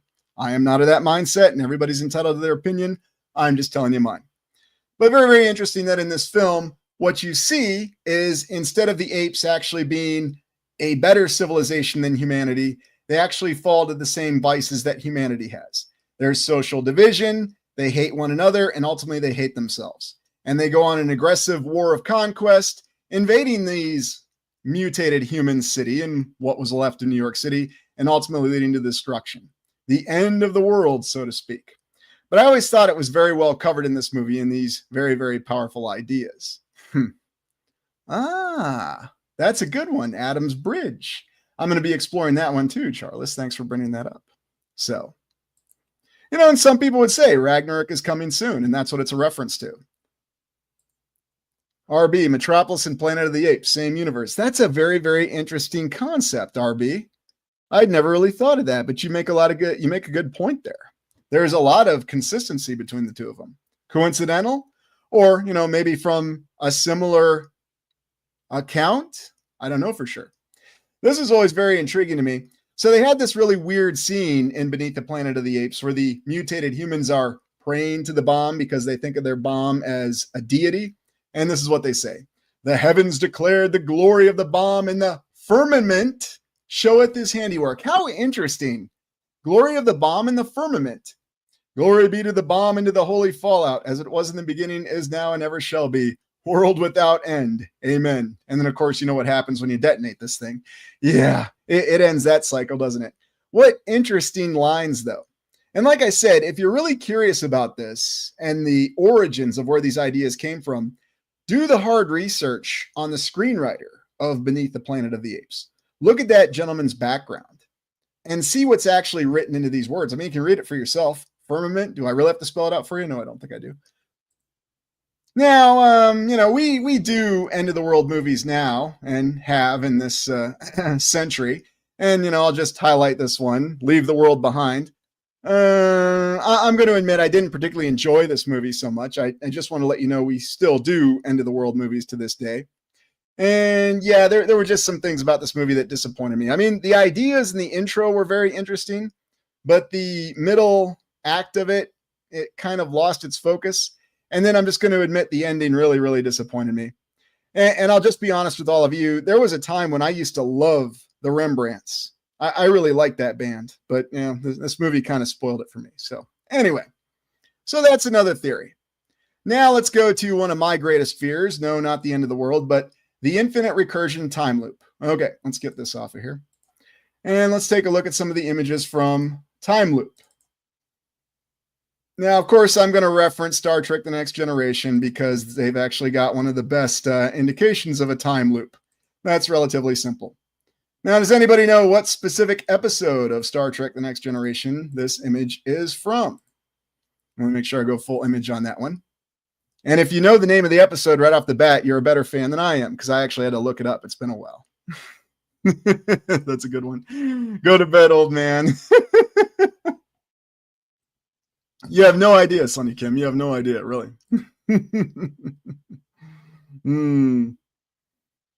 Well, thanks, Corky. I really appreciate that. So this is from the Star Trek The Next Generation episode, Cause and Effect. This is where the Enterprise D gets stuck in a time loop, where they come across a temporal anomaly, Rift of the Week, and they encounter this old Federation ship. Now, initially, I thought it was the USS Reliant, but it's not a Miranda class. It's a Soyuz class. Yes, I'm a total Star Trek geek. And what happens is every time the ships collide, the time loop resets and the Enterprise comes back in it, and they have to constantly repeat this series of events. And so eventually they become aware that they're stuck in a time loop. And so they have to send a message back to realize that the courses of action suggested by Commander or Lieutenant Commander Data and Commander Riker, which one's the correct course of action? You don't remember the episode. Data is the one who suggests they use a tractor beam to alter the other ship's trajectory before it hits the Enterprise. The Enterprise loses power. They can't move out of the way. So they've only got two options. Use a tractor beam. Tractor beam doesn't work. It hits the warp nacelle and both ships are destroyed.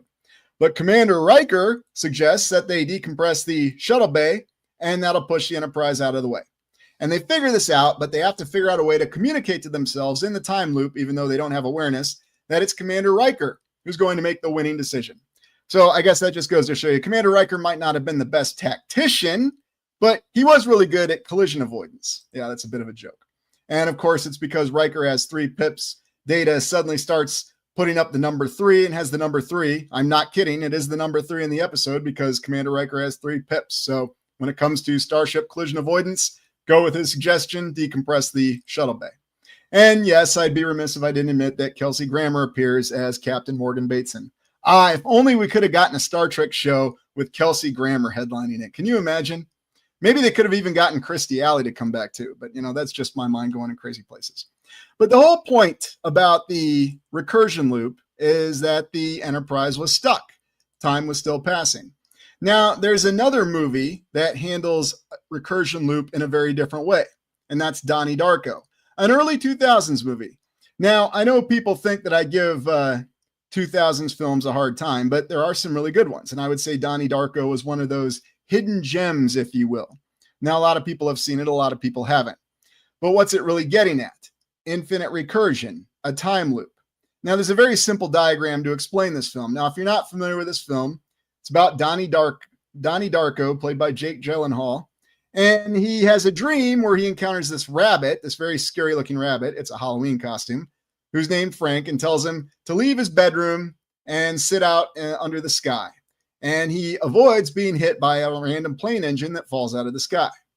Now, what this film has to do with is alternating timelines and then a recursion loop. So there is this point in time where Donnie dies, and by Donnie dying, it prevents the end of the world. Now, a lot of people don't understand this, but I'll explain to you exactly how it works in this little diagram. So Donnie lives, and because of that, it leads to the end of the world. Why? Because the wormhole actually destroys the world, because it's an indication that there's some higher power that's actually going to prevent the world not being what it's supposed to be. That's what's in the film. But because of that, the higher power wants to give the character the chance to save the world. So the jet engine gets sent back in time, and Donnie decides that he needs to die. Otherwise, it will not prevent the end of the world. And so because of that, he stays in his room, and the engine falls on him and kills him. Now, of course, there's some legitimate questions. Why doesn't Frank tell him to get back in bed, and not allow the alternate timeline to be created where the world's destroyed? Because Frank represents some sort of dark entity in the movie. And no, the movie doesn't explain anything, and I actually think it works. It explains enough to make it intriguing. Donnie's mom and sister not being on the plane doesn't prevent the plane from not flying that path, right? Why wouldn't the plane hit the wormhole here? Simple, because the wormhole doesn't exist in the actual timeline. Now, is it possible that we're stuck in some kind of strange and crazy temporal recursion, that we're in a time loop? I'll admit it's one of my greatest fears. What if we're actually living these same series of events? Oh yeah, that's a very good point. Right there. Black Uni Griffin. The director's cut is good. Yes, and I strongly recommend the director's cut. Just like I recommend the director's cut for Lawnmower Man and Kingdom of Heaven and many other films for that fact. So, I am Kairos. A squirrel prevented me from getting in a wreck the other night. Yeah, I see exactly what you mean. Oh, yes, and then there was Groundhog Day. That's another good one. I mean, there were some really good films that really hit it right on the nose. What a recursion loop is and what it's like. You know, in Groundhog Day, that's a single day. Could you imagine? I mean, what poor old Phil went through living that day over and over again. And just imagine if we don't have any awareness of it. You know, that's what was interesting to me about the Star Trek episode. They had a bit of a conscious awareness of it. Things felt familiar, but they didn't know. And I think that's what made it very, very intriguing. Now, yes, there have been some other movies that have looked at time loops. I'm not going to talk about Looper. The less said about that, the better. But, you know, there's many, many other examples where they show this entire principle in practice. Yeah, you know what, Michael? I'll say that Bruce Willis was by far and away the best part of that film. That's just my opinion. You know, that's just my opinion. But anyway, but that's the whole concept of being stuck in a recursion loop. And is that what we really see with the old calendars? That are they cyclical or are they circular? Are we trapped in a circle? Is the orbis, so to speak, if you know what I mean, really meaning that we're trapped in a form of a temporal recursion or a time loop? Is that really what it's alluding to? Is that why we see circles so many times? What the heck does it even matter? Yeah, Hollis, I see your comment. You know what happens when I try to mention that in a public live stream. But yes, you are correct. You're absolutely correct. And so it's one of those things that we really have to deal with because it may be possible that we're stuck in a recursion loop, that we're stuck living the same life over and over and over again. And that's why you have this feeling of deja vu. And you get to do it all over again. RB gets to relive thinking she's going to come across aliens and then they just don't ever come up. I go back thinking that, you know, one day we're going to be doing space travel, especially when I watched 2010, but then it just doesn't happen. We actually get to 2010 and, well, officially we're not even to the moon. Yeah. So I know you could just say, well, it's because technology and futurism, it prepared your mind for something that just wasn't possible. Give it a longer timeline, you know, 500, 1,000, 10,000 years. Eventually we'll get there. But the real point being is that things feel familiar and we're not exactly sure why. That these events repeat over and over again. Is that the ultimate fate of the world? Is that what we really are? We're stuck in a time loop. You know, Westworld's another good example. Reprogramming every single day. The film and then the first season of the TV series. And Sunny Kim, yeah, Dark City, where you've actually got some malevolent entity that's trying to get something out of doing all these resets. And then, hold on, Kathy, that's a good one. What if Earth exploded in 2012 and we all died? Yeah, who knows? You know, maybe I shouldn't have played that joke back on December 21st. I really wish I wouldn't have. Oh, well, some of the things that we regret, you know. But anyways, it's just one of the theories. So we've got end of the world, we've got infinite recursion and time loop, and we've got cycles but new events. So it's ultimately up to you to decide what's really going on. You know, are we living in cycles but new events? Did we actually have the end of the world and it's all a dream? It's a completely different reality. Or are we stuck in some kind of time loop and we're actually aware of certain events? We know that something happened, but we can't know it for sure. Just like the crew of the Enterprise did. We don't know that Commander Riker gave the right suggestion, and that's how we avoid a simple collision. Now, keep in mind, that's one single decision. The film Donnie Darko is about one single person in one single event. We know there are many more people, there are many more events that are happening. Is it possible that all these events are connected and they overlap? And then suddenly see how complicated this whole concept of time loop really gets when you run it down to its logical conclusion. Excuse me. Or, as was mentioned earlier, just look up the works of a certain science fiction author, a gentleman who wrote the novel that the film Blade Runner was based upon. That's the one. Oh, there you go, Chris. Thank you very much. Yes, A Scanner Darkly. Or read or watch A Scanner Darkly. Actually, the translation or the film adaptation of that was pretty well done too, in my opinion. Wasn't exactly a live action film, but it didn't need to be. So it'll give you all kinds of ideas of that. Now, for our final topic, What about creating a better world? And why does everyone always consider that crazy talk? And of course, when I say everyone, it's alluded to in many different ways. I mean, why can't we just create a better world? Well, does anybody remember the little dialogue, or the monologue, I should say, from Agent Smith in the original Matrix movie? Yes, the original Matrix movie, in my humble opinion, the best. The one that openly talked about all of the philosophy. And you may recall that what Agent Smith said is, we actually built a perfect world, but you wouldn't accept it. And then he says, it's because you live by one another's misery. That's the world that you'll accept. And then it comes down to this entire attitude. Now, is that really the way that we are, Jamie? Or is that the way that we are inclined to be for whatever reason? Is there something within us that can be incredible and strive to greatness? Or do we just simply prefer to, as Agent Smith says, live by one another's misery? Well, it's a belief system. It's ultimately up to you. But I'm just saying that I find it very interesting that we seem to adapt and go with this concept that, yes, we have to have some kind of system where some people live in misery and we enjoy the people who live in misery for whatever reasons.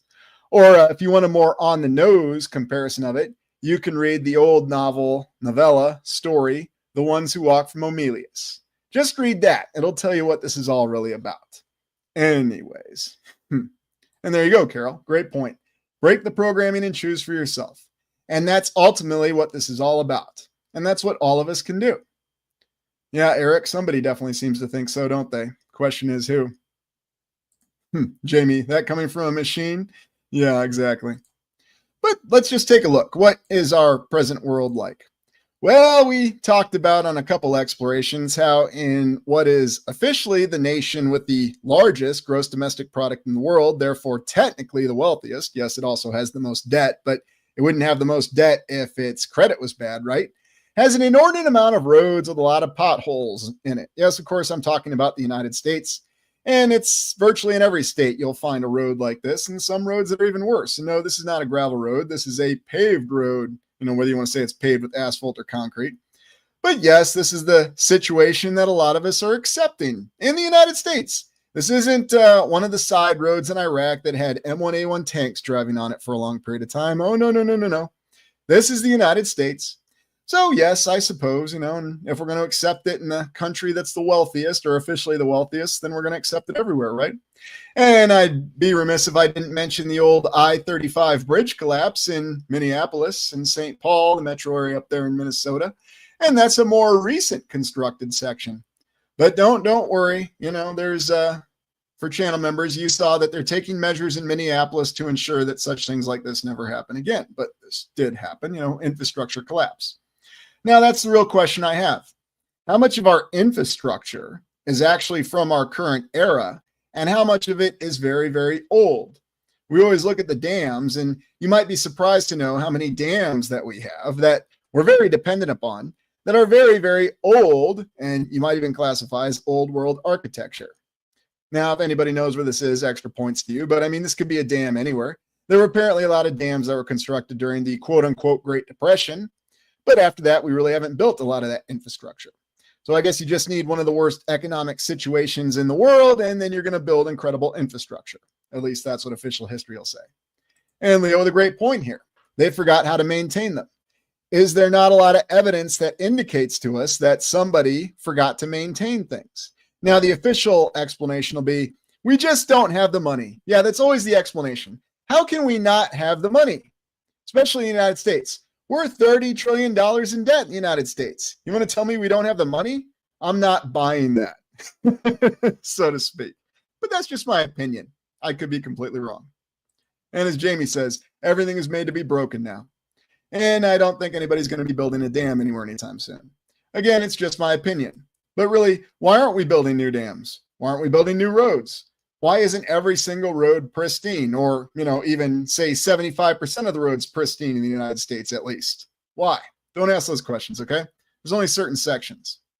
Now, of course, I go back here to Des Moines and looking at the wonderful 801 Grand building. This structure was built in, I think it was 1989, memory serves. I recall watching it grow up. And very, very interesting because it was quite a spotlight on the Skyline in Des Moines. And yet, for whatever reason, it still doesn't compare to the Iowa State Capitol. In fact, if you approach Des Moines, the Iowa State Capitol grabs your attention more to the 801 Grand building. It's a nice building. Don't take me wrong. I think it's very much the very best that we can do. But you go on the interior, and there is no comparison with the interior of the Iowa State Capitol. And then, of course, there's this lovely building here in Paris. I don't remember how to pronounce it. The Mount Pyrénées, I think that's how you pronounce it, Mount Pyrénées, Tour Mount Pyrénées, this very interesting monolithic structure on the skyline of Paris, virtually the only skyscraper there. It's over 50 years old now. You talk to actual residents of Parisian or residents of Paris, they're not very, very fond of it. I can't imagine why. I mean, it's a New World building, right? Layout, that building is hideous. Oh my goodness. Kathy with a good comment here. A new bridge was just built across the Ohio River connecting Louisville with southern Indiana. Ah, yeah, that Evansville Bridge. It's amazing. Yeah, I mean, we can still do this, but can we do it like we used to? That's what I really wonder. And that's always the question. But yeah, Paris, a city that we traditionally associate with a lot of old world architecture. It's got its own little skyscraper, and people aren't fond of it. Don't worry, though. The New Yorker wrote a very fervent defense of it. And here's the interior. Ah, yes, that lovely current shopping arcade that we have. Nothing says late 20th, 21st century like this layout. And look, maybe you find this wonderful and maybe you enjoy doing this. Hey, I'll admit, I miss going around the old malls and actually seeing people, but that's just me. I'm kind of old school. I'm not afraid to admit it.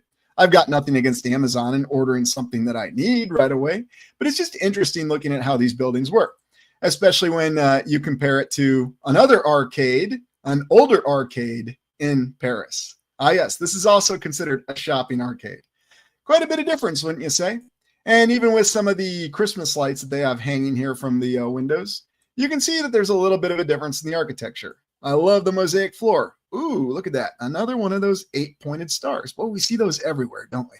Huh. But then even looking up here, our favorite little laurel wreath. And yeah, I mean, I guess we have all that Roman influence, don't we? That's what we'll attribute it to. But yeah, that's what an old arcade looks like. So really, at the end, what do we have? What do we know? And Leo says it really well. Night and day difference. Why wouldn't we want to create a better world or make it a better place? Why don't we want to have the old concepts where we actually saw and talked to people? Why is that slowly moving? Well, you could say it's the will of the people.